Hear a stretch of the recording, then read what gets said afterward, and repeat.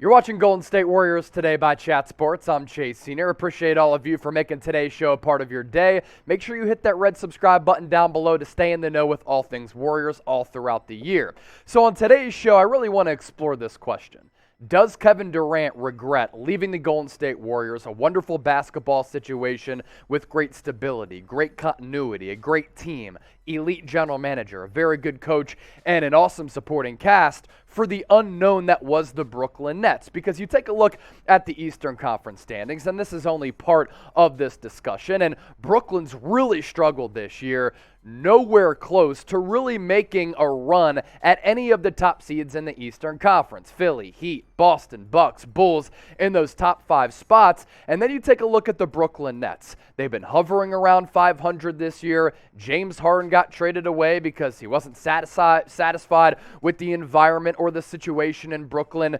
Kyrie Irving, while he's going to be able to play home games at the Barclays Center, hasn't really been steadily available for Brooklyn. Not sure if Ben Simmons is even going to play this year because of a lingering back issue, and Brooklyn's future is a little bit in question. Who are some of the franchise pillars and the franchise building blocks on this roster outside of KD and outside of Kyrie Irving? And also, Brooklyn, while last year making it to the second round of the NBA playoffs, they were about an inch away from potentially making it to the Eastern Conference Finals, and maybe a discussion like this would be completely different if Brooklyn's able to beat Milwaukee in that playoff series, but lack of success last year on top of lack of success this year, and you think about the situation that KD left, one of the best organizations in the sport, in the Golden State Warriors. He got to play alongside Steph Curry, Draymond Green, Klay Thompson, for Steve Kerr, and play for an organization that really does prioritize and have a phenomenal culture.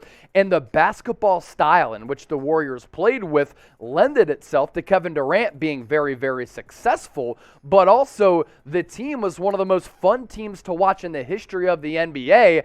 How do you leave that situation for the unknown that is Brooklyn for a guy like Kyrie Irving, who you can't always rely on to be available and playing? Now, in terms of his personal statistics this year, KD is having a great season, 29.5 points per game. He really is the best player in the NBA, in my opinion, when he's healthy. MVP caliber, more than 7 rebounds, 6 times, very efficient as he's always been, 52+% from the floor. But can you imagine if KD never left the Golden State Warriors? You know, they win back-to-back championships, and really in that 2019 season in the NBA Finals against the Toronto Raptors, that was the disaster that really crushed the Warriors, right? Because you're thinking, okay, if you win 3 in a row, maybe KD does come back to the Dubs, and maybe they continue that dynastic run in the Bay Area. Instead, he leaves, and what was one of the best big fours ever was Steph Curry, Klay Thompson, Kevin Durant, and Draymond Green. We were robbed of seeing that for a consistent period of time. And when Durant was playing with the Warriors, he was just putting up insane numbers, and the efficiency was really just extraordinary. But all of these players really complemented each other. And if they were able to continue playing with one another, I think it would have helped extend all of their primes, because they don't get worn down as much as they would if they're just playing solely without one another. But you put all of these forces together, and the style of basketball in which the Warriors were playing with was one of the most entertaining eras that we've seen in the history of the NBA, and KD left. Pretty crazy to imagine what could have been if he remained in the Bay Area.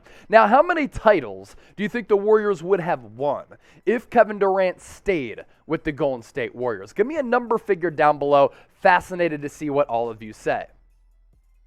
Now, Golden State Warriors Today, you can find us on YouTube, but also excited to announce a new partnership with the fine folks over at Rumble. Free, uncensored content, and sometimes exclusive content on the Rumble app if you go to rumble.com/WarriorsTV. We continue to grow to the platforms that you as the viewers use. Rumble, a part of that equation. And right now, we're doing pretty damn good in terms of Rumble subscribers, especially when you stack up Golden State Warriors Today with the Los Angeles Lakers report. 815 subscribers currently on Rumble. How quickly can we get to 1,000? That's one question. The second duty for all of you, can we continue to outpace the Los Angeles Lakers? Head to rumble.com/WarriorsTV. Dub Nation, show me that you show up and show out by hitting the green sub button, and let's continue to dominate the Lakers on the basketball floor and in terms of wins and losses this year and on the Rumble app. Pretty crazy to think that, hey, we're at the end of March and there's only 8 games left in the regular season for the Golden State Warriors. And here are how things are stacking up in the Western Conference standings. Phoenix Suns, 60-14 record. Pretty crazy considering Philadelphia in the East has 46 wins. They're the number 1 seed.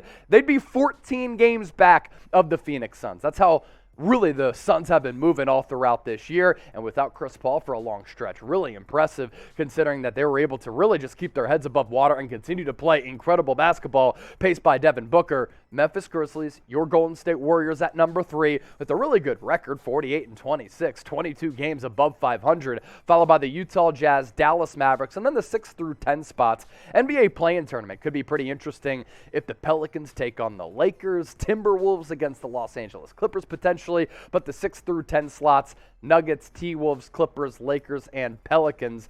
And everything is so closely contested in the Western Conference, but also in the Eastern Conference as well, as we really do have fascinating races and fascinating jockeying to come over the final 2 weeks of the NBA regular season. Speaking of the rest of the regular season, here is the Warriors' schedule.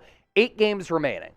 Today, on Sunday, as we record this, about to play the Washington Wizards, Memphis Grizzlies on the back end of a back-to-back, Phoenix Suns on the 30th. Yes, no Steph Curry, but we'll see how the Warriors stack up against the best team in the NBA. Utah Jazz to kick off April on the 2nd. That's a home game at the Chase Center in San Francisco. Then the final 4 games of the regular season. All of these winnable, all should be dubs for the Warriors. At Sacramento, against the Los Angeles Lakers, against the San Antonio Spurs. Then the Warriors round out the regular season on the 10th of April against the New Orleans Pelicans. And then from that point on, it's time for another deep playoff run for the Golden State Warriors. Subscribe to the channel. We'll be doing watch parties for some of these playoff games throughout what we hope is going to be a very long run.